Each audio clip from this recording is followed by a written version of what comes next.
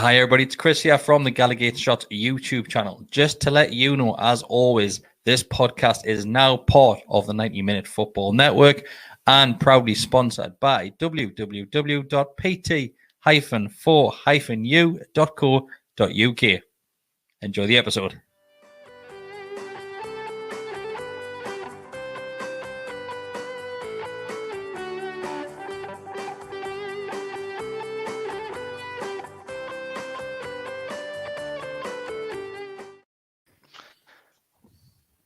Oh no! Good start. Whoa! Hi everybody, welcome back to the Gallowgateshots YouTube channel and the Always Smiling Faces podcast. It's the three amigos tonight. Oh, we're allowed to say that one? We're going to say it anyway. It's the three amigos tonight. Oh, you get wrong for that type of stuff. I'll get wrong. Come on, back be the to the three originals. musketeers instead. OGs are back. So it's myself, Chris Wallace, joined by Mr. Mark Walker and Degger Petrie. Boys. Evening, boys.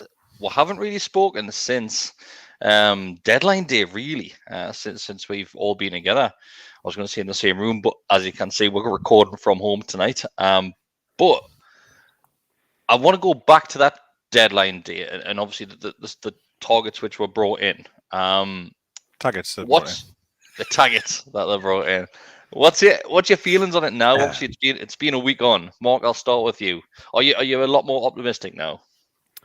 I was until Eddie Howe's press conference earlier today, but I think we're, as we mentioned on Monday, we've done some decent business. There was a couple, target and burn that I wasn't quite sure about, but I've been a bit more impressed when I've seen them kind of in the training videos and the interviews and stuff that they've done. So feeling a bit more comfortable about it.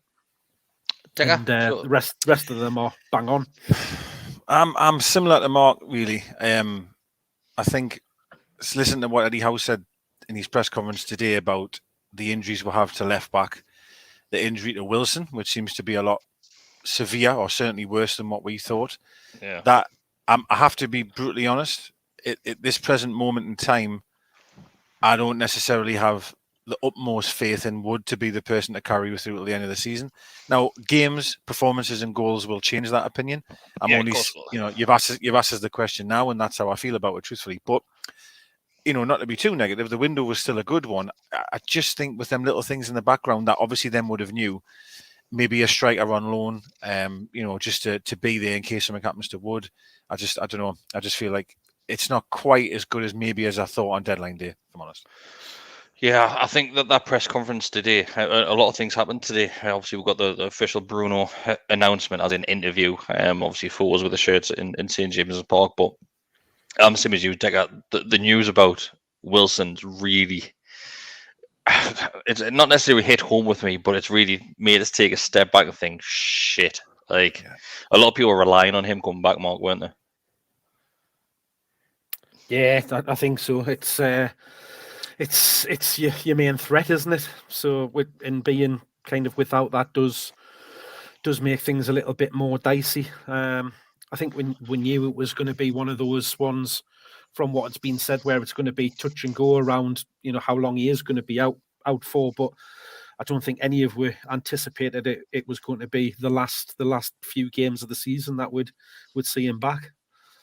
So it does make you a bit more concern for where the goals are going to come from, and then maybe there's a lot of people I've seen on social media the last day, really. In fact, no, probably since we didn't bring that striker in the deadline day, that a lot of people saying, "Oh, we should bring a free transfer in," but we can't even do that because with 25-man squads full now, we've obviously dropped the likes of Clark Hayden and Lewis out of that team. So you can't just bring a free agent in because there's no place or no shirt number for them.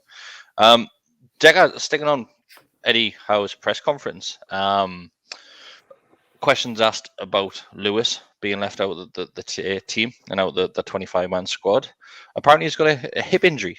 I think he said something which is groin, wasn't it? Whatever, some sort of injury. In a thigh. Strange one.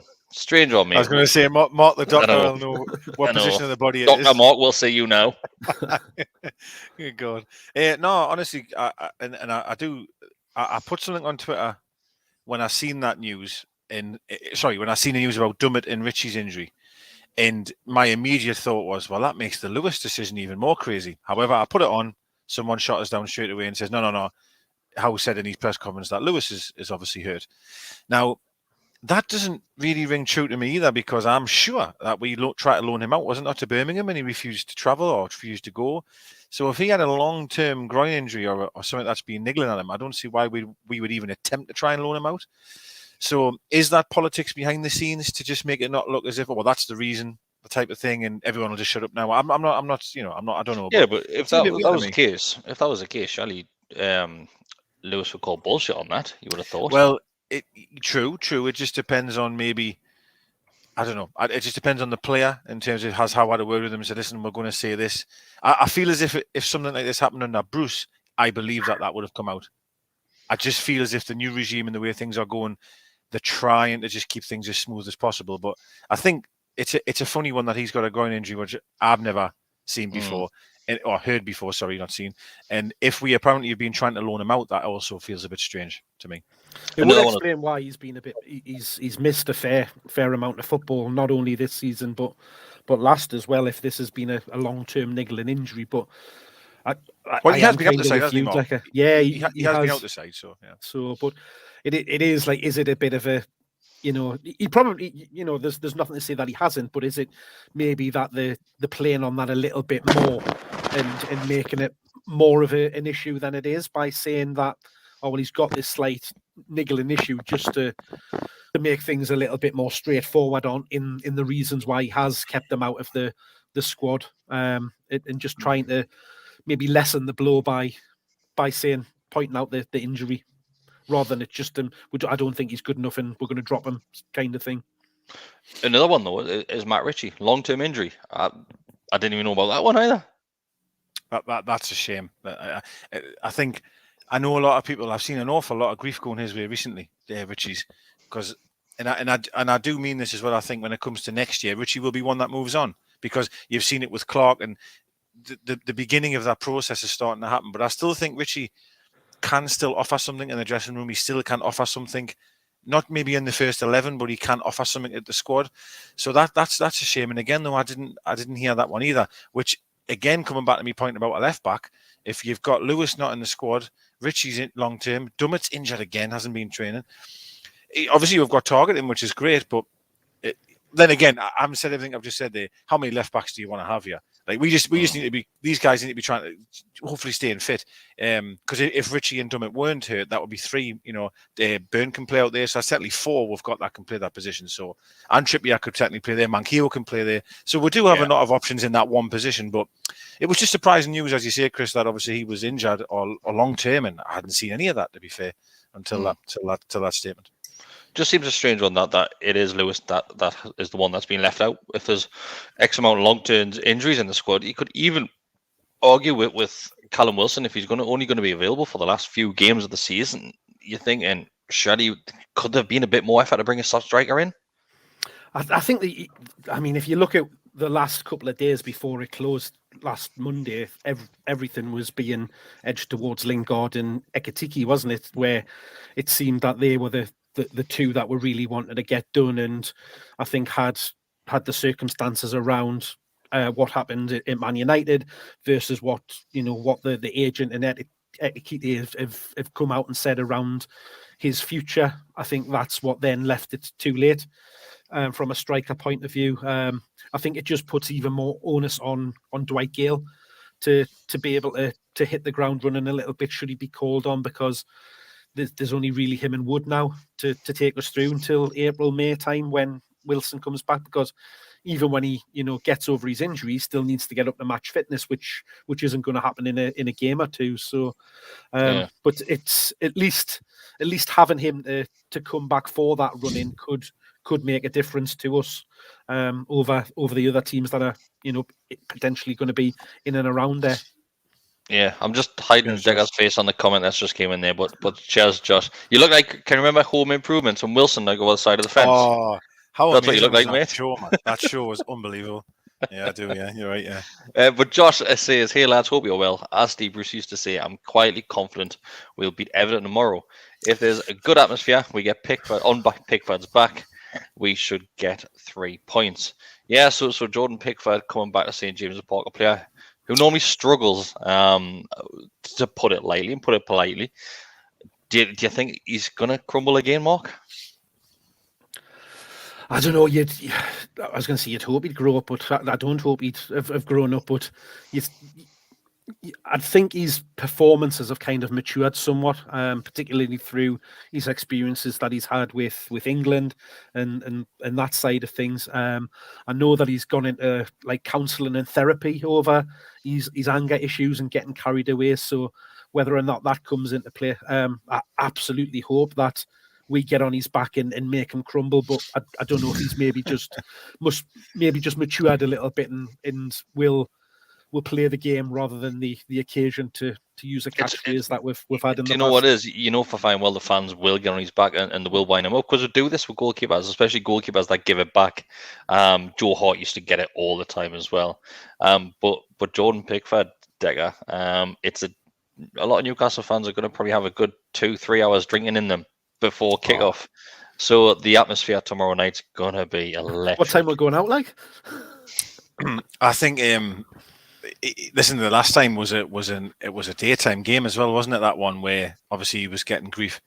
This one could be severe this time. Like, well, it was bad the last time, don't get us wrong, but to just echo Mark's point there, you would think that experience, and I don't think he'll implode like that again. I would be very, very shocked if that was the case. But he has a bit of an issue though, doesn't he, in terms of retaliation and really, really sort of getting into the moment more than, like being able to just calm it down and just try and play the game rather than the occasion. And he, he's the type of person who I reckon, early on, if we get on his back, you never know what type of mistakes he might make. So it's going to be interesting. But I'm really worried about tomorrow, if I'm honest with you. I think it's going to be a really tough game, if I'm honest with you. So it's not a great time to play Everton. No, it's not. Yes. Yeah. Well, I think they've had a great window personally. They've obviously got that new manager bounce, and I've got a lot of time for Lampard. Some people didn't like him, but I think I don't know. I think he's a type of manager I think that can get something out of players, certainly early doors anyway. So I think we're going to be in for a real tough one tomorrow, and it's going to be really interesting to see how we cope, because I think they're going to be, because on Saturday they played. My other worry is, and I don't know what your thoughts are on this, but we've had like 3 weeks off now, right? Well, I know we played it friendly, in fairness, but it's just a friendly, right? I sometimes worry about a bit of rust. Like, I know they've had a lot of time to heal and refresh and all the rest of it, but I don't know, when you need to come out and play, I think sometimes too long of a gap is a problem. Whereas Everton having that game on Saturday, it just keeps that momentum going for them. And that is honestly my worry for tomorrow. The only thing, because I keep seeing people talk about this new manager bounce and looking at Saturday, and when you look on the face value of things, they had a good result at the weekend when you look at the scoreline. But when you look at the performance and the goals that they scored, they were gifted 2, possibly 3 of them massively. So it probably looks on paper a lot better than it actually was in reality. But that might then give them that confidence to take into this game against us. And like you say, that the fact that we have had, that long period of time off without a game, will those two things marry up to that result that you're kind of aiming towards, Decker? Which, yeah, obviously I'm wrong, of course. But I'm worried as well. Like, to be fair, it's. I would have much preferred to have came up against them in their previous guys under Rafa when things weren't going wrong. It would have been nice to see Rafa back and thank him for his time here and things like that. But hey, it's not to be. I really don't think Lampard's as good as what he's made out to be. When you look at what he's actually done at the other clubs he's been at, but we'll see. He's obviously got a decent set of players there. The 2 that you mentioned, the signings that they've made in Ali and Van de Beek, haven't played a lot of football, so that again could go in our favour if they do come into the team. because you'd imagine they'll want to chuck them straight in like we'll want to chuck ours in. But at least ours have been playing regularly. Yeah, that's a good point. That's a good point. Yeah, I think he said I was listening to Lampard today actually, and he was saying some good. He was obviously sticking up for Dele Alli in terms of what he was wearing because that seems to have really getting ridiculous. Publicity. Who was it? Glenn Hoddle. It was Glenn Hoddle. Glenn Hoddle. Mate, it was some awful gear, like. Yeah, but what difference does it make? Modern day footballer, mate. Like, look at some of the club that were winning in the 70s and the 80s, man, as well. Like, I don't know what Hoddle was expecting to come up with, a suit or something. I wasn't quite sure, but I think we'll probably going to see them play. Bruno looked lush, didn't he? Like, absolutely lush, like unbelievable guy. Which we'll no doubt get onto very, very soon. But yeah, I think I'll tell you what it is. If we do win tomorrow, and this is because I am probably thinking quite negatively about tomorrow, if I'm honest with you, I really do think we're going to struggle. If we can win tomorrow, hell, I'm telling you lads, this should be a huge 3 points tomorrow. It's not just for us going up the league deck, it's bringing everyone back in the mix as well. Yeah, it is. 1 point, really is, 1 point ahead. They would be if we won. It's a big game, of course it is, and I think, and I'll say this again. I said it after the Leeds game. Let's say we'll get something tomorrow against Everton. That will be 4 consecutive Premier League games that we haven't lost. You know what I mean? You're just starting to create that sort of mentality of hard to beat. I mean, I know you might be winning all the time, but them points that you're getting, I know people are upset about them when they happen. But if you follow them up with a win, all of a sudden that draw was a good draw. So yeah, it's a big game tomorrow for both sides, to be fair. Yeah. So, cause you mentioned him, Decker, I'll stay with you, mate. Bruno, who's a Gameresh? Well, this debate in the WhatsApp group. So I think we're going to stick with Bruno. To be fair. Oh, hey, Mark, got it back. Say it again. I know everything about this fella, don't you? I think you should start with Mark, Chris. Start with Mark. Right, I'll wear them, Mark. So start with you. He does his official interview for Newcastle TV. And how well did he come across in that interview, mate? Yeah, he just... I'd love to know what our kind of deal makers are saying to these players behind the scenes, because he was absolutely raving about the project, how excited he is to come here, and he just comes over really, really good, that he just wants to get out on the pitch and just play and win. And this is the kind of attitude that we really, really need and want out there at the minute with the situation that we're in. He made reference to the fact that we are down there. We've got some tough games ahead, and we need to get out of it first and foremost. But then to hear about him, wanting to be playing in Europe, wanting to be winning leagues, and wanting to be doing it here, and that's all he's worried about is winning, is just so refreshing after being talked down to for the last 2.5-3 years by our manager, let alone the players. So it's just lovely to hear, isn't it? So positive.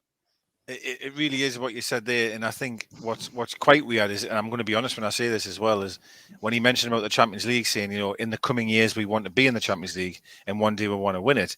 Even I was sitting here kind of wincing, going, "Oh, careful," because I was because that's the sort of language that we'll get typed with from the TalkSport guys and all them, that they expect too much and they demand Champions League football. And I was honestly sitting there going, let's just concentrate about tomorrow and let's think about the game after that. But I agree with you. I was thinking about whatever the meeting's been like in that room when they're trying to sign him to say, this is our plan, this is our project of what we want, and we want you to be part of it.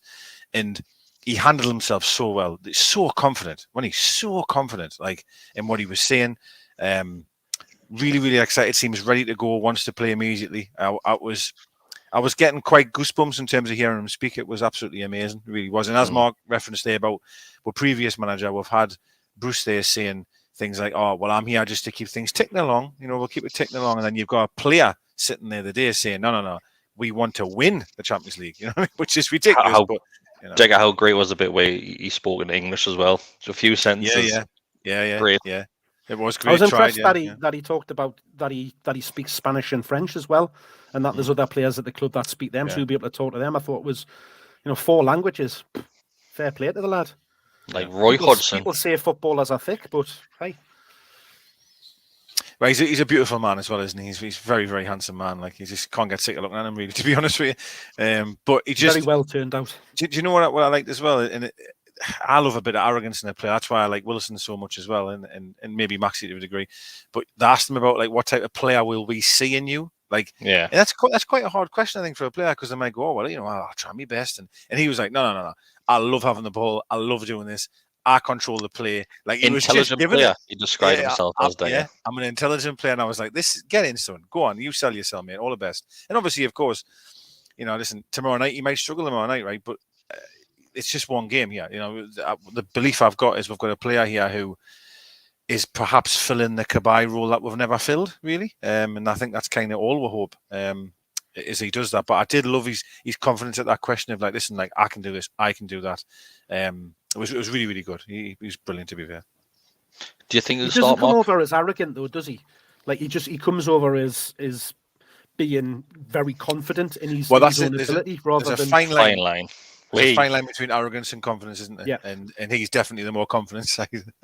Brilliant. Really, really, really great. Loved it. Really did. Loved it. Where do you start, Mark? I'm going to say no. I don't know if he will. No, I think he might be. The fact that he hasn't had a great deal of time to train with the team. I think he's had 2 days. He's had more than Kieran Trippier did. True. So, but that was on paper what should have been a straightforward, easy. Has he had any less than what Chris Wood did? Chris Wood was hiding in the deep end, wasn't he? I think Chris that was his must, wasn't it? And he's played in this division before. If I'm going to be honest, if it wasn't for, so let's take out what Eddie Howe said today, right? The way I heard him speak, we've paid £40 million for this guy, right? This is the guy that has been the sort of, well, I still think Trippier was, but he's been the sort of star signing. He's the guy that everyone's, I would have said he starts immediately. But just listen to how today give us that seed of doubt that he's almost maybe protecting him a bit. And he think it's a bit of a game plan though, Digger? It could be. No, it could be, yeah. It could be maybe playing a little bit of mind games there. And listen, I think let's be fair here. Eddie Howe would have pulled Bruno well before now and said, listen, mate, you either are not starting tomorrow or you are. Bruno will know now. He'll know if he's starting or not. I feel I would love to see him start tomorrow, personally. I think it just sends a message of real intent and go, listen, we believe in you. You go out there and show what you've got. I would love it personally, but I guess we'll know in about 24 hours time, 12 hours time, whatever, but we'll know, I guess. Yeah, I'm with you. I think he's been brought in as like I said, our marquee signing, probably him and Trippier, probably on level playing field there. He has to start for me. The problem is who drops. This is an interesting one. Because I'm all over with the formation we might play.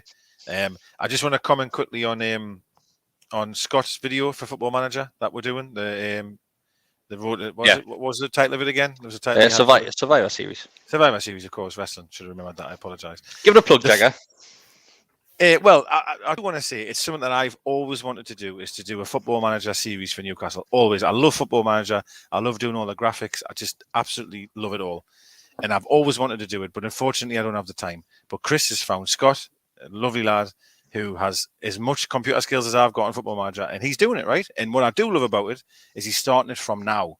So all of the results leading up to today, he is put into that game, and it's ready to go. So the idea is, can we survive? Can we not? So if you like Football Manager and you maybe don't have time to play it yourself, I would definitely go and watch that, because it's really, really good. And I also want to comment on his formation that he played. That formation that he played is what I would probably play. But if we do play that formation, then probably Joe Linton doesn't play.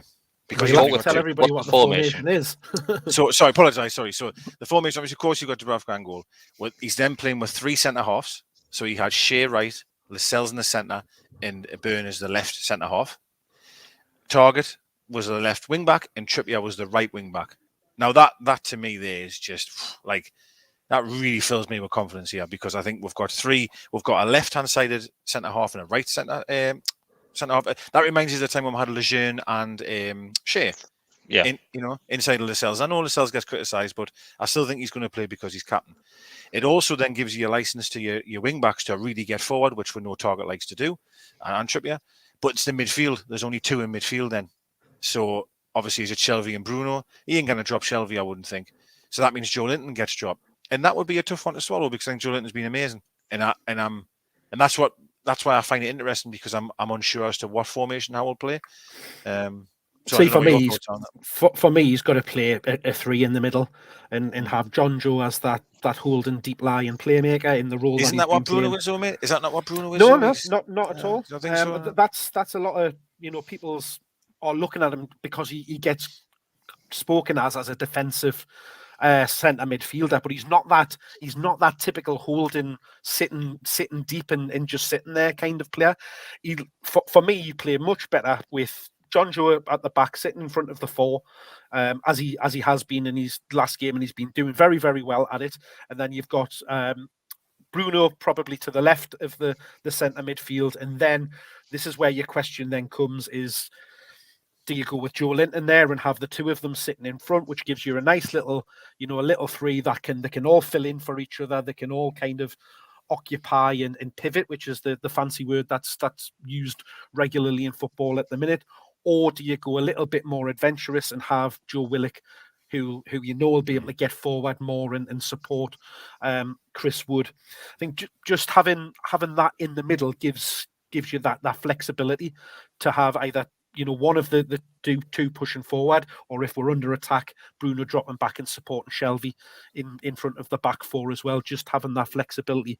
But what Bruno's going to give you is somebody that's going to win the ball. He's going to recycle the ball. He's going to want to get you moving forward quickly, whether that's a ball into somebody in front of him or getting it out wide, out into Maxi, out into Fraser. So I think it'll be very, very much the formation. You're getting us excited, Mark. You're getting us excited, Mark. Well, I think what I'm really excited to see him, which is why I hope he does start. But I just don't know if he will chuck him in straight away. But I certainly hope so. I think what he said on his interview as well, he said that Newcastle have bought a midfielder, not an attacker. So I think. Do you think that was a dig at Ashley and Bruce? Why? What did they do? That's what I took it as, because obviously Bruno won't get what Ashley and Bruce. He won't even know who they are. Exactly. But do you not think it's Joe Linton's been talking to in his ear? No, the fact you're not thinking that, Mark. Signed it. No. For me, it was very much a look at, well, you signed a midfielder, not a striker, because Joe Linton was signed. We played him as a striker, but was he a midfielder? Is that he never played midfield in his life until that. Dig onto that. He never played midfield. He didn't play in that centre. He never played, not even anywhere midfield, mate. He didn't play the left side. He played the left side. He was more of a winger, if anything. No, he wasn't midfield. He wasn't a winger. He wasn't midfield, definitely not. I think what Bruno's trying to say is he don't expect goals. That's what you're saying. Don't expect goals. He recycles the ball, and his job is to get the ball and recycle it quickly to the attacking players.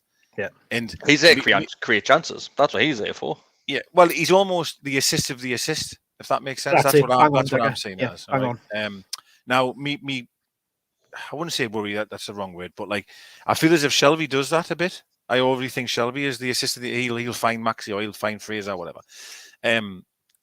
Personally, it's really hard. It's really hard because I am a big fan of playing 3 in the middle. I think it gives you a lot of balance in there, a lot of strength in there. And I'm a bit old-fashioned in my mindset of a game is won and lost in midfield.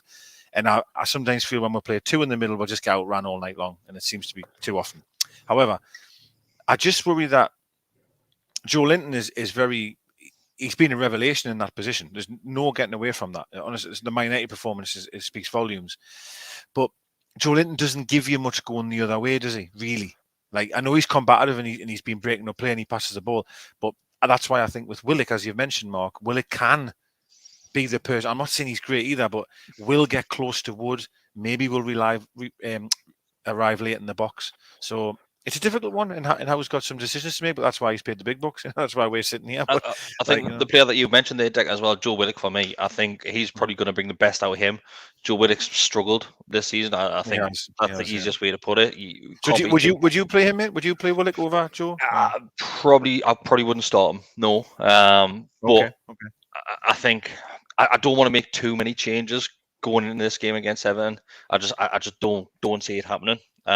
Because you've got the new lads that come in anyway. So I can't see him then bringing some of the existing senior players in to replace those either. Can't see it happening.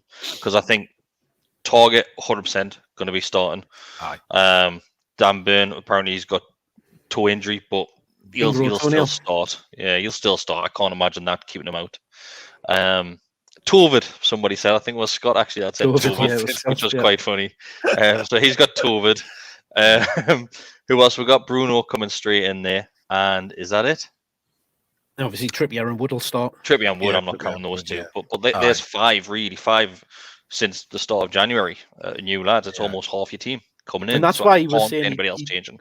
And that's why he was saying he was concerned about chucking too many straight in and upsetting the balance of that team, and that's why I think Willie maybe played a little bit more safe. And I mean, imagine like if he doesn't start Bruno, imagine the reception he's going to get if he comes on second half, something like that, like the noise that'll generate and the lift that'll give, like around right the place. So you are right there. Like it's a big risk, isn't it, making that many changes to a starting lineup? And again, as we've said, they haven't had a lot of time to get to know each other and to play it together and understand. But so do you?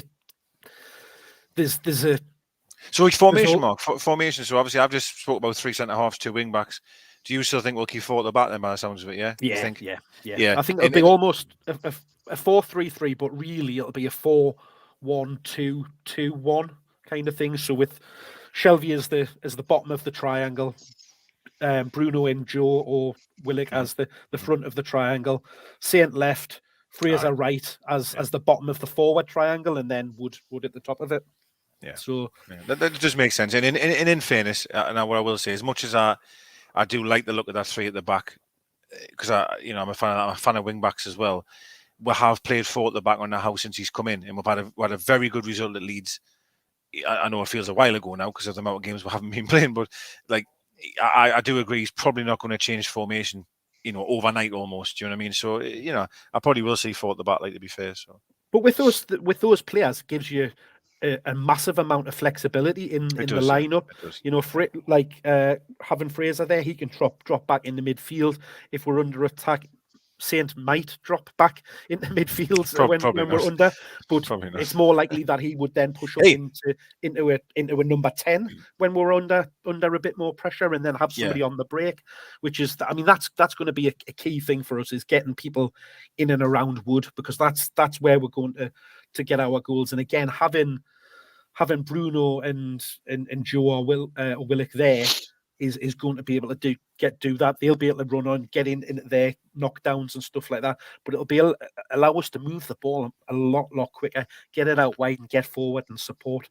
So, well, if we don't get people close to Wood, then we're not going to get the best out of Wood. Period. Wood, if we remain, if Wood is isolated, he's going to look as bad as all the people that's come before him. Not my opinion here, but a lot of people griefed Yosselu constantly, had to go with Joe Linton, and I criticise Joe Linton as well. But if we don't get players around Wood, he's going to be knackered. His game's gone, I'm telling you. What I am really excited to see is Target and St. Maximum's link up, because I have a feeling, that them two could be really, really, certainly going forward, pretty good, like pretty aggressive. It could be almost like an Enrique Jonas situation in terms of going forward. So I'm interested. I'm not saying overnight, I'm not saying tomorrow, but I mean over time, their relationship, how them could maybe get on, could be good. I think it's a great shout by Rob. Bruno will bring the team 10 yards more advanced. It's a great shout. Like Mark said, he's not scared to run with the ball that little bit into the final third. And that's going to open the positions up for the likes of Saints. Saints being relied on far too much for this team. So that gives him a bit of a free rein as well, without the ball, to get into these spaces as well. Yes, we all know that Saint is fantastic with the ball at his feet. But let's see if he can get in these more advanced positions now and add a few goals as well on top of what he already has. I love his comment there about Shelvey as well, to be fair. Rob's saying, obviously, Shelvey was an easy target, because I've always said it. He's the only player that could pass the ball in with midfield. And I really feel, and I've said this before about Shelvey, that I'm not saying he's the answer to anything, but if you have better players around him, I think you could, you'll see a better John Drew as well. And I'd be interested to see how them link up as well. Yeah, so great partnership as well. Graham Dougal, I'll put it on the screen there, says Trippier and Fraser seem to be gelling down. Can't get my words out. Gelling 2 down the right. They've been great the last couple of games, really. They've adapted well, haven't they? They have, Mark. They've adapted well. Fraser, he has. I've got to give Fraser credit because it's not just the effort that he's been putting in, but the resilience as well. Like we said, he was playing on one leg at the Leeds game, and he was still going for it, still trying his best. Honestly, I clarify a few points I said before. Was this is when I was defending Maxi because I was upset, but I was no. I every week because I still find the grief he gets is just unbelievable, to be honest. But was about assists and goals, right? That he's an attacking right midfielder and he didn't have a single assist, right? And I didn't really see him as a threat at all. However, he worked incredibly hard. And what I'll also say is, and I'll cast everybody's mind back here, Sheffield United away, had his opportunity, got sent off pathetically, absolutely pathetic, got sent off. There's people like everyone saying he shouldn't play again, blah, blah, blah. Since Howe's come in, the change in him as a person in terms of what he's being given. And let's be fair here, when Howe come in, people were a bit worried about Fraser, weren't they? Because apparently they fell out with Bournemouth and all of that. So massive credit to Fraser, huge credit. And as you say, against Leeds, he's playing with one leg. So, I mean, it's great. And obviously Trippier's got so much quality. Fraser's got unbelievable graft in front of him. And if we can have a similar thing on the left-hand side, with Target and Saint, and we've already talked, Eddie Howe as well says he relies massively on his fullbacks. He loves to get the ball out wide. And I just don't know. I feel like both of them positions on either side of the field look really promising. So I mean, I can see some comments around Fraser and around, he needs to start producing. Can he put a ball in the box? Fraser's been creating our chances. When you look at the stats in the last few games, chances created, he's right up there, and not just within our team. When you look at the other 14 teams that are down there outside of the top 6, he's one of the better chance creators. The difference is we just don't take the chances. We don't score goals, and that's the problem. When they are getting there, people are fluffing them or not having a clean strike. We're not hitting shots on targets and stuff like that. So that makes his stats look worse than they actually are because he doesn't have a physical assist. I agree with you there. And listen, I've said this about saying so many times, right, that people say he hasn't got a final ball, and I counted 2 or 3 in one game where the person's missed a chance he's given them. However, back to these fluff chances and that, Fraser had a few against Leeds where there's a good opportunity there and he fluffed them. You know what I mean? One of them, he was struggling with his leg. I do give him that. But I think what we can all agree on is that we're certainly seeing more of the Fraser that we signed. When we signed him, that was the Fraser I was expecting. Yeah, I think that's what's great to see. That's personally. Yeah, no, great for me for Fraser. He's got the right fighting attitude, hasn't he? That's 100%. That's what you're looking for him when we're down in the position and predicament we're in. Little wee man. Right, before we move on to the next topic, I just want to give a shout out for this.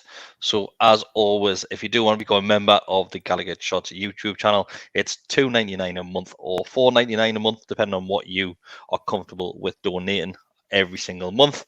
You do get access to the Gallowgateshots Telegram group as well.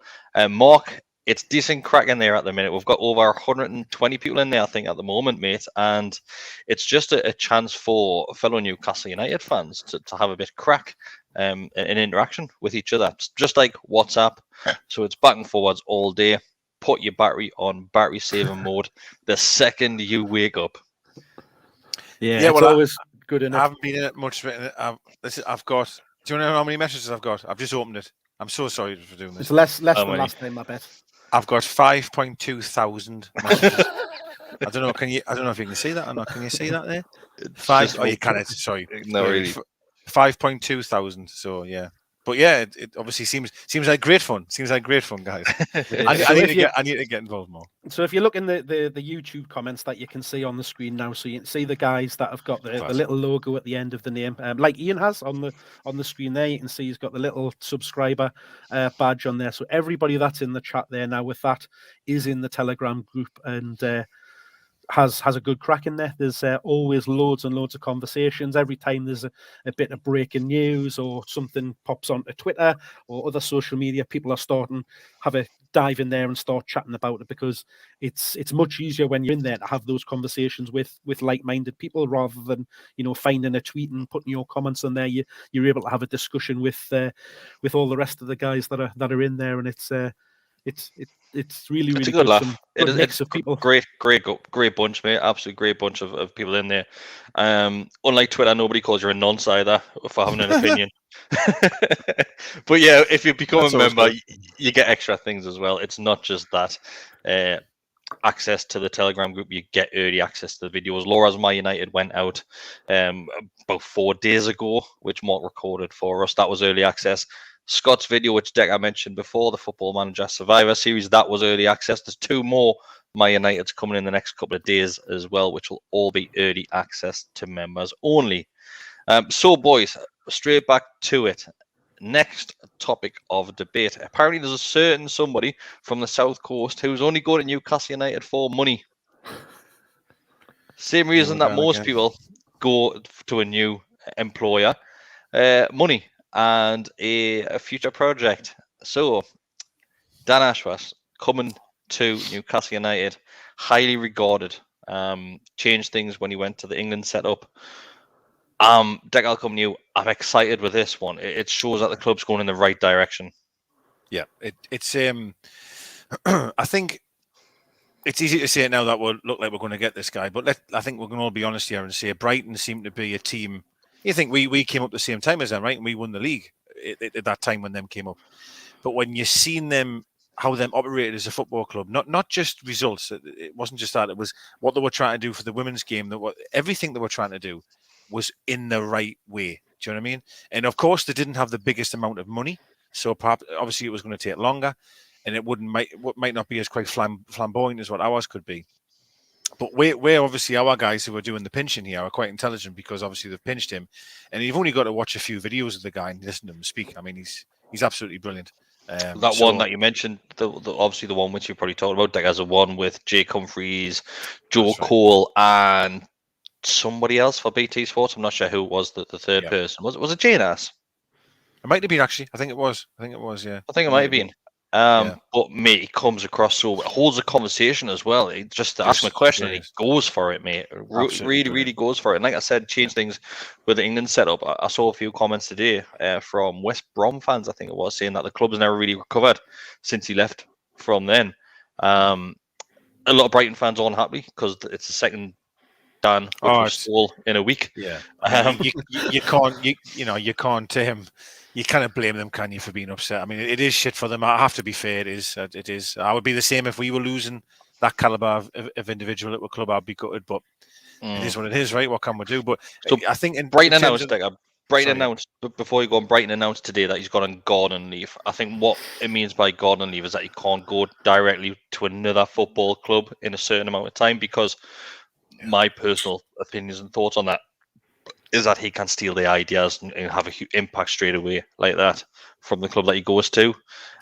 Same with bringing players with him as well. Obviously, we said weeks and weeks ago that he probably will get appointed after the January transfer window, because he has to do that bit of business at Brighton first of all. But yeah, sorry, Decker, for interrupting you. Carry on, mate. No, I was actually going to reference that. I was just going to say, obviously, the gardening leave, and I think even the statement said that he'll take some time on garden leave and then pursue whatever adventures he wants to do, which was basically come to us. I think it does make sense. I think the window's done now. For all I know, we'll be preparing for the summer to come. I feel as if he'll be doing work behind the scenes without, you know what I mean, not being on the payroll, but he'll be doing things before it's even announced, really. But again, it's a position at the football club that we haven't had right for so long, so long. And again, as you've mentioned there, it's another little sort of little step we're making that is the right one. And I'm really excited, to be fair, that he's going to be coming in. And of course, listen, I don't know everything about the guy, but I can only say what I'm hearing from other people within the game. And he seems to come with such a high reputation. And again, to go back to that BT Sport interview, he's literally got his finger on every pie. Transfers, scouting, everything, marketing, everything. I think it was a women's team as well, mate. It was everything. Women's team, everything. And that's brilliant, because if them ideas come to us, we've clearly got more capital than Brighton. Again, it's another thing about getting on that ladder, isn't it, in terms of progressing and being a better football club. And I'm all for that. Like, so it's great. It's all the infrastructure side of things as well that he was involved with there, and in getting that all up and running. And God knows we need that to happen here at Benton. But it's when you look at what he achieved within the England setup as well, and when he went into that role, he was saying that he wanted to have us challenging for European Cups and World Cups within 10 years, and look what we've done. 8 years later, we're in a Euro final, and we were a Nats chuff away in the World Cup final. So a what? Sorry, a what away? Nats chuff. A Nats chuff. So we're World Cup final. We weren't in the World Cup final, mate. We're Nats chuff away from. Oh, sorry, mate. Final. I was going to say. I was one day, mate. Like you said, one day. What semis was it? Semis, quarter in the World Cup? No idea. I can't remember, mate. But I think to go. I think as well. Obviously, a lot of criticism has been that we haven't gotten a director of footballing or technical director, and there has been a lot of criticism from everyone, really, including myself. Even I thought it would. However, it does make more sense that if this was the guy they wanted, then they just have to suck it up and wait, right? You know what I mean? And again, the faith that we've perhaps shown in this guy, even he must love as well. He must be thinking, God, it is, you could have moved on and getting someone else in, but you've waited for me or the opportunity to rise. So again, it's just great, and it's just another thing that they're getting right. You know what I mean? Well, speaking of getting things right, Decker, coming straight to Daniel van der Butt, who was back as a member. He signed up earlier on. Fantastic to see the club becoming a living wage employer as well.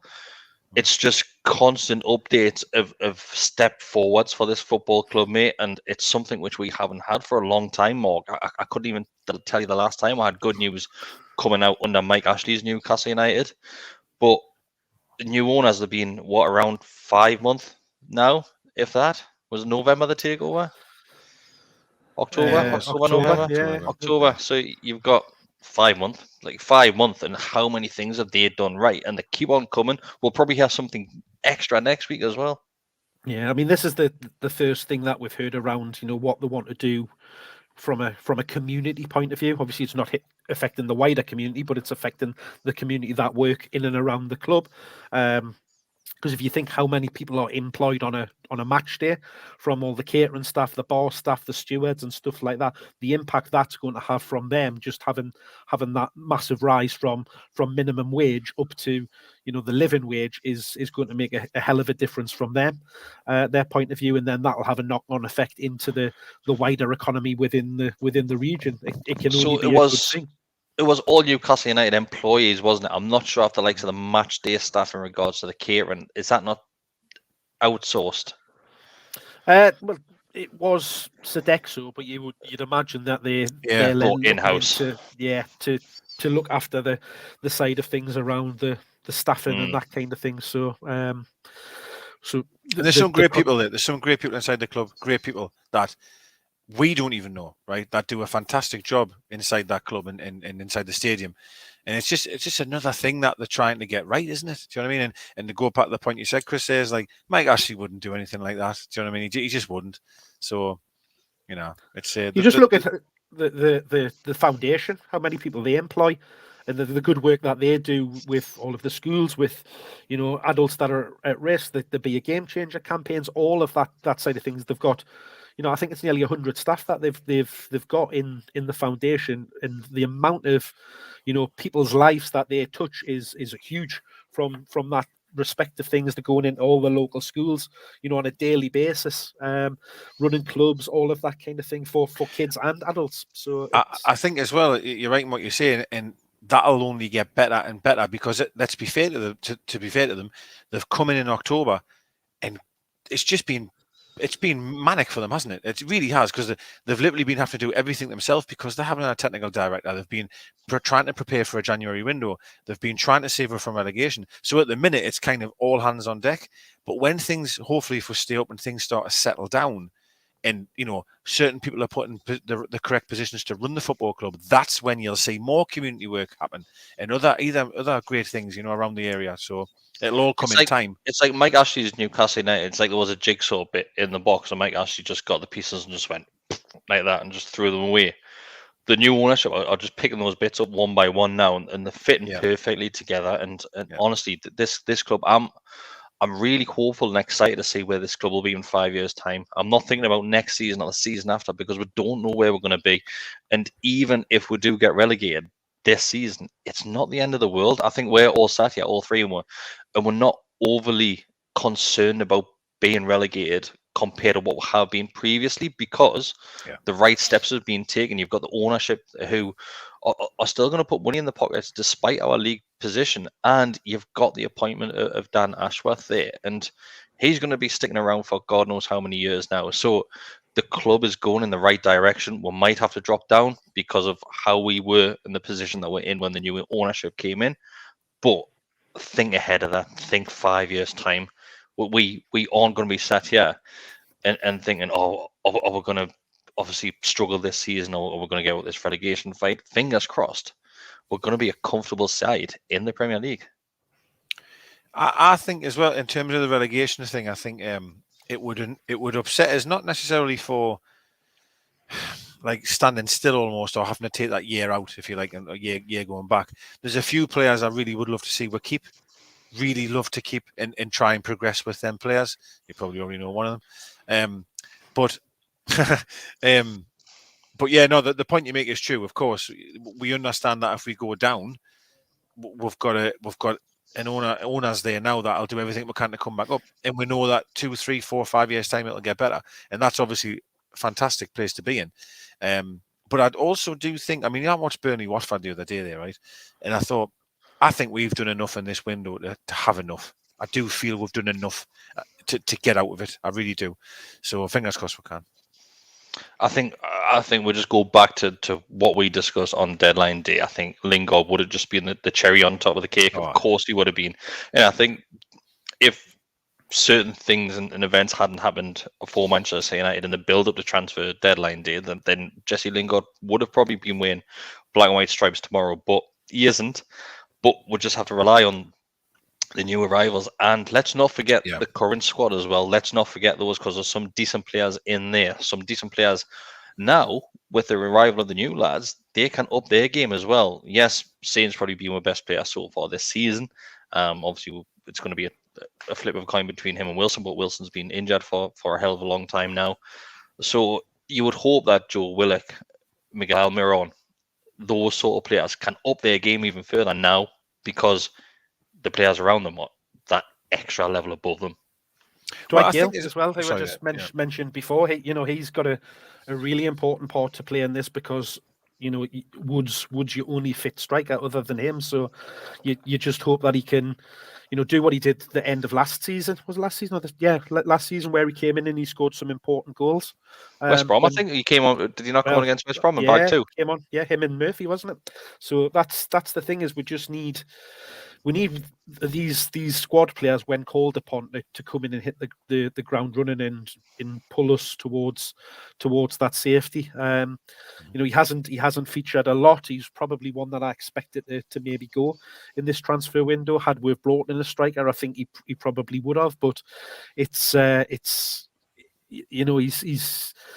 don't Mike's saying there about the future. I don't necessarily see him as having a future here at the club in the long term of things, but it at least puts him in that shop window, doesn't it, of being able to show that he can score. I think Mike's talking about all the players there, mate. I think that he's saying that every player has to up the game if they want to be part of this football club going forward. And it's a great point, because listen, we'll go back to what we talked about 10 minutes ago. Bruno is sitting there in an interview today saying, we are a club that I have been told want to be competing in the Champions League, right? That's what he's being told, right? Now, what does Almiron think about that? What does Joe Willock think about that? I mean, I will be fair here. Your Richies of the world and things like that, it's probably it's probably passed them by. But your Almirons, your Joe Willocks, there's some players in there have to realise the opportunity them have got. This could be the best opportunity of their career coming up here, right? It really could. Because if Almiron leaves us tomorrow or in the summer, he's not going to go anywhere. That's going to be like what we can offer. At this moment in time, whether it sounds big-headed or not, we are the most ambitious football club probably in the world at the moment in terms of what we are aspiring to try and be. And it's really interesting to see what players want to grab hold of that and move with it. And I think like Almiron and Willock and stuff like that, them should be wanting to do that. And I guess we'll know, given their performances and time on the field coming up over the next, to the end of the season, what they can produce. It's a great point. That's a point which I hadn't even thought of. The likes of, and I think Almiron and Joe Willock really are probably the two players that I think, and probably even Saint, even though Saint has performed well most of the season, now that they're not going to get that move, they're not going to get a forward step in regards to a football club now, that they're not going to get that. Yes, once again, we're nowhere in the relegation zone. There is a potential to get relegated. But going forward, these players, if they knuckle down, get us out of this relegation fight, secure obviously Newcastle's Premier League status for next season, and if they perform well individually, then they might actually have a future at this football club when we're climbing the league. Exactly, yeah. And it's no longer that stepping stone thing of, I mean, Maxim Saint said it, to be fair to him. Summed it up, yeah. Perfectly. He couldn't have said it any better. And obviously he clearly knows the drill. He knows the drill that there's a chance here, you know. And it's just interesting. It's just interesting to see. I know there's a few players, of course, we know will not make it, but I am very interested to see, like say Joe Linton, for example. I mean, it's a funny one, right? Because can you become what you want to become with Joe Linton playing centre midfield? I'm not so sure about that, but at the moment, he is the one that is really stepped up and being accounted for and wants to try his absolute best. And that's what I want to see from Almiron. I want to see that more from Willock, you know. So only time will tell, of course. I think having particularly Bruno coming in the midfield will allow our other midfielders to do more of because how much have we asked Almiron every time he's came in this season and last, just to sit in midfield, defend, you know, cover their runners, play out on the wide. It's not letting him play what we signed him for, which was getting forward, supporting the attack and creating stuff. Whereas having somebody alongside him like Bruno, even Joe in the position and role that he's playing would allow Mickey to do that getting forward where he was at his most dangerous in the time that he came in. So it's a massive place of the team where we needed it to strengthen, isn't it? Is midfield. How often have we sat here and said that? And I think it's exactly what you say. Having that competition for positions, having more quality in the middle of the park will allow those that maybe have gone a little bit off the boil to come back to the front and you know, show some of the better performances that we can expect from them. Well, I think that, you know, there's two players I was thinking there, like Longstaff. He came on against Leeds, and I've been very critical of Longstaff. I thought he was brilliant when he came on against Leeds, and I was actually quite upset when Joe got injured. I was like, oh God, Joe Linton's going off. And Longstaff came in, was excellent. But thinking about Almiron for a second there, if we're being really honest, the one sort of characteristic and attribute he's got is to work hard. And in terms of grafting his arse off, covering every blade of grass. The problem he's got is his end product, right? Or, you know, not being able to do the right decision at the right moment when he's through on goal or picking the right pass and stuff like that. That's quality. And I agree with what you're saying in terms of we might be able to try and see that more, but that's his problem. His problem is the end ball, is that pass or perhaps that shot. The work rate and the graft you'll get from Almiron is always going to be there. It's the other side of his game, I think, that needs to improve. But we've been going for nearly an hour, but I just want to touch on a couple of things before we wrap this one up. Something which we've actually spoke about today in our WhatsApp group, might have actually been in that group as well, which members get access to. Is it Telegram or Telegraph? I keep on forgetting. Is it Telegram? Telegram. Yeah. Telegram. It's good. I think Roger says Telegraph all the times. I know. So the Telegram group. So Freddie says this might be a bit controversial, but does anyone think we might need to consider replacing Wilson in the summer if we stay up? I think we're all in agreement if I say this one. You cannot have your number one striker that's wearing the number 9 shirt at Newcastle United injury prone. You can't have it. It's only going to get worse. It's only going to get worse because he's getting older. And the more injuries you get, you'll break down more and more and more. And the one that he's injured with now, and I'll come back to it, as I said before, he done a little marathon turn. Nobody touched him, and he's out for the entire season. Pretty much the entire season, yeah. And it is a good point. It's not a nice point to talk about because I'm sure the guy who put it on there, sorry, I missed his name, apologise. I'm no doubt thinks he's a great player, Freddie. No doubt Freddie thinks he's a great player. We all know he's a great player. Mark thinks he's the best player we've got. Mark thinks, you know, but you cannot have a player that is, you know, that good and that important to us and miss 30 games. He's missed a season in the time he's been here. It's just no good. You've got the argument before we carry on about Wilson. You had the argument last season where people were saying that you can't have your £40 million striker on the bench in Joe Linton. We've got a £20 million striker who can't even make the bench because of injuries. Yeah, and as I say, his age and the history he's got of injuries, it just gets worse. It'll just get worse. He'll be injured again next season. It's very, very difficult. It's very difficult. You would hope the improvement in the facilities and the medical staff and things like that we'll be looking to make would help him with those issues, but it is massively concerning, isn't it? Is that he's had these injuries here and in his career, as Freddie's pointing out again there. Yeah, he's right. It is somewhere that we need to reinforce without those injury issues. So it's finding a striker that can score as many goals as he's been able to. That's available, isn't it? That's Kieran says that everybody's looking for. So Kieran says it's a concern that a recovery team, which were initially told was going to be 4 to 6 weeks, has now become 4 to 5 months. It has to be down to the player. It has to be down to recovery from a player.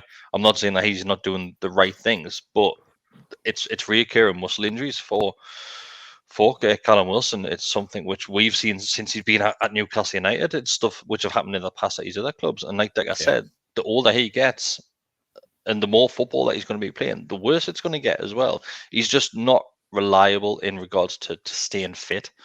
Goal scoring, yes, when he's on the field and when he's fit, he's going to get your goals. Of course he is, but you have to get him on that pitch. And for me, he's one of your strikers, and he's one of the positions, that the club are probably already looking at replacing, whether or not you're in the Championship or the Premier League next season.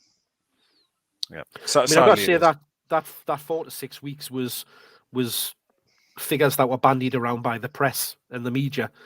Like Eddie Howe again reiterated today that he'd never put a time on how long he would be out because they didn't know. They wouldn't know until they'd kind of gone through the injuries. And every time he's spoken about it, he's always said it's not a straightforward one. It's only been today that they have then came out and said that it does look longer term, but there's always been that kind of hesitancy to say that he'll be back by X date. So because I think just because they didn't know and because it just didn't seem like anything, did it? When it happened, not the time. I always remember him lying on the floor, pointing, holding his calf, going it's somewhere in there, almost in the physio. It's not really anything, but it's in there somewhere. And I think he tried to continue as well. But as Max is saying, he's been on crutches. I mean, that's just. I think it was Kieran Trippier was carrying his crutches onto the flight when they went to Saudi. Yeah. Hell. Yeah, so he was on crutches just a couple of weeks ago, just a week ago, really. He's on crutches. Oh, Jesus Christ! Why have I gone really big, Mark? What you? Hello, Chris. I pressed the wrong button. It's a shame because, I say it's a shame. We all knew obviously that the problem was his injury record. We knew that when we signed him, right? But we were in a position where it was an opportunity for us to sign someone that has so much quality. And when he plays, there's probably nobody better that we could attract. No question of that. Yeah. But it's definitely something we have to look at in the future. Now, having said what I've just said there, I'm not saying get rid of him necessarily. I mean, he could always be second fiddle. Would Wilson play would he want to be a second fiddle? Perhaps not. But if you can sign another striker that's good enough and have this choice of Wilson, Wood, and this other person who may come in the summer, then that's maybe all well and good because you've got a fantastic player there in reserve in Wilson. But in terms of to go into next season going, he is the man leading the line. Well, within 5 to 10 games he's gone. You know that. So that's difficult. I think that's why we went after Ekitike was somebody that is younger, has got a future ahead of him. To maybe take some of that pressure off Wilson, isn't necessarily going to come in and be the main striker, but would come in and take some of that pressure off and tide us over. Well, we've paid £25 million for a 30-year-old in Wood. So, and Wood's not the future, is he? Wood's not, that was he's another one. Needing a striker, wasn't it? Of course it was. Just fill the void. Wood was just there to fill the void. That's it. Yeah, it was. Yeah, and but he's still going to be there next year. You know what I mean? So he's another one to think about. At least, obviously, Gale will definitely be gone this summer. That's a great shout by Callum. To be fair, I mean, would I love would have had him. him. I would have had him 2-3 seasons ago, was when he was first coming through. Absolutely brilliant player. Yeah. When he was he's at not Villa, doing he went too on Villa badly. on loan, didn't he? And he was fantastic at Villa. So yeah, he's a good player. He's had some decent time in there, and I think, you know, again with having Bruno, having our wide players, he's got strength, he's got pace. He would be a nice one there. The young lad. Yeah, have you heard that that up and coming prospect? Like Rob says, more Leicester. Is he in the championship? The young lad. Brilliant. Not falling for that one, like certain people. I'll tell you that. Yeah, that was a funny video, that wasn't it? Yeah, it's great, absolutely great. Is there anything that you want to touch on before we go there, boys? Well, I just want to ask you, Chris, in terms of tomorrow, what do you think the result? What do you think? I don't want to sound too confident because we haven't really been great, and Everton are on the same sort of curvature what we probably are with their new signings and new manager as well. Yeah. So I think for both teams, it's probably a horrible time. For Everton fans are probably looking at Newcastle thinking, Jesus Christ, this is horrible time to play Newcastle. But I'm going to go Newcastle 2-1 win. Just home advantage. That's all I'm going for. Cool. Mark, what's your thoughts? It's head and heart, isn't it? Yeah. I think, look, Everton can be getting that defensively. They're not great there. They've conceded a lot of goals. Obviously, they've bought Mikhailichenko, the left back, who's just kind of bedding in there. Right back, it depends who plays because they've had a couple that have played there this season. But you know, it's. Do you expect Ali to play, Ali or Van der Beek? Do you think both? One of them will. One of them will. Well, again, whether it's a little bit whether Lampard's playing games, but he was it's last minute now, kind of saying that potentially neither of them will start because they're not fit enough, they're not ready enough to come in. It could be a bit of gamesmanship. I don't see him starting both of those. I think if he'll maybe start one and have another on the bench, or have them on there and bring them on. But it's a one where we've almost got to approach it with no fear and give it a good go and try and get at them, and particularly in them full back positions, get Maxi running at them, get Fraser running at them, and have. We need to get our midfielders in and around Wood and just try and cause like. Mina at the back for them. He's got a rick in him. He likes the battle, so Wood'll have to play well up against him. But if the ball can drop, Wood's goal. So we know we're not great at the back as well. We've got the same issues. So I think there's definitely goals in it. So I'd maybe go 2-2, but I hope would sneak a win 2-1. We'll pick if I throw one in the last minute. Is a draw a bad result tomorrow? Depends what then happens on Sunday, isn't it? You've got Everton and Villa. If you say could take 4 points from those two games, you think you've had a decent run of things. Which is the same as the Watford Leeds took 4 points from them too.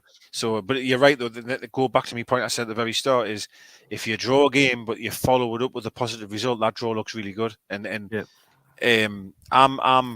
I have a horrible feeling about tomorrow. I have a horrible feeling. Oh, dang, I don't put it on a negative. I'm sorry, I do. I really do. I think we could get, well, turned over is maybe a bit harsh. But I was thinking maybe 3-1. Do you not think we're hard to beat, Digger? No, well, we are, and I have said that because the last 3 games there, you know what I mean? We have been hard to beat, right? Man United was 1-1. The Watford game was late on. We've kept a clean sheet against Leeds. So for everyone bangs on about with defence, we've actually been pretty tight in recent weeks, apart from before that was the Leicester one. But I'm just really worried about tomorrow. I'm really worried, and I think it goes back to the point we started with in regards to change of manager, new signings. That just worries us a bit. But as you mentioned, Chris, home advantage. The atmosphere is going to be brilliant. Hopefully, we've got a few new signings of our own starting. I'm okay. I'm going to be really positive here. It'll be 2-1 us. It'll be 2-1 us. Me head's not saying that here. No, but I'm going to say 2-1 us. You're in the safety of that swinging pod, Digger. Yes, I'm in the safety here. Yeah. I'm looking forward to the game, though. I'm really looking forward to Yeah. the game. I must admit, I am. I think it's going to be a great game. I really do. Yeah. There you are, Decker. Max is in with some confidence. Oh, God, Dr. Newcastle. I'll see you now, lads. So apparently Everton God, haven't yeah. won away since August. Hence why Douglas is saying Dr. Newcastle will see you now. This is what we do as a football team. Oh, We are God, your no. resident doctor when it comes to We all are. I wish things like Max that. hadn't put that little fact in there. It's made us even less confident now. Yeah. I'm very, very fascinated with the team as well. I'm really, really looking forward to 7 o'clock or whatever it'll be to see what team's actually out there formation wise, who starts. That's going to be really interesting. But one thing we do know, lads, is the atmosphere is going to be tremendous before kickoff. Yeah. We know that. So for a Keelan fact. is asking us if we're going to the game. Yes, Yep. we will be there. Absolutely. Yep. Mark, where are we going first? Which pub am I meeting you in? I don't know. That's what I was saying before. What time we're going out? What time you finish work? I'll be in town around about 5:45. We'll have a nice little dinner date then before the match. Yeah. Okay. I'll text you. I'm at work myself, but I'll be at the meetings at some point, I'm sure, if I can get away. Okay. Right. Thanks, everybody. Been a pleasure, as always. Been over 300 of you watching this one throughout. So, yeah, it's been fantastic. Like I said earlier, if you do want to become a member, we appreciate that massively. It helps us with the upkeep. Normally, if you are new to the channel, you will see that we do have a studio. We're not in the studio tonight. My youngest has got chicken pox, so I was at home today. Couldn't make it to the studio, but yeah, it helps us keep with the upkeep of the studio. The studio keeps on improving every single time. New additions all the time. But yeah, thank you very much. If you do want to become a member, just like the video. It's all we ask. Like the video, become a subscriber to the channel. It doesn't cost a thing. Hit that little bell. Not Mark. Hit the bell on the screen. Mine's massive, like Dan. Like Burns. Dan Burns' knob. It was like that. Why do we not speak about Dan Burns' knob? Yeah. You can get that at the end of a corner tomorrow. I'll be in luck, I tell you. Do you reckon you can request a bet for Dan Burns knob to get the winner? That was some size, like, bless him. Absolute monster. If people haven't really seen it, if you click on the photo, it's Newcastle United Twitter account that posted a photo in the tunnel of all 5 of the new signings. Well, all 6 of the new signings if you include Dan Burns. At least we know he's all in proportion, eh? I wonder what number Big Burns knob got. That's why. That's 69, obviously, isn't it? Maybe that's the real reason why I had to leave Lewis out with the squad, because Dan Burns' knobs took up a number. I think that's why he's got a toe injury, because I think his knobs just hit his toe. Like it fell out of his pants and just hit his toe. That's why he's got a toe problem. Right. Thank you, everybody. That's a classic from Keegan. Thanks, everybody. See you later. Yes, take care. Ta-ra. Thanks.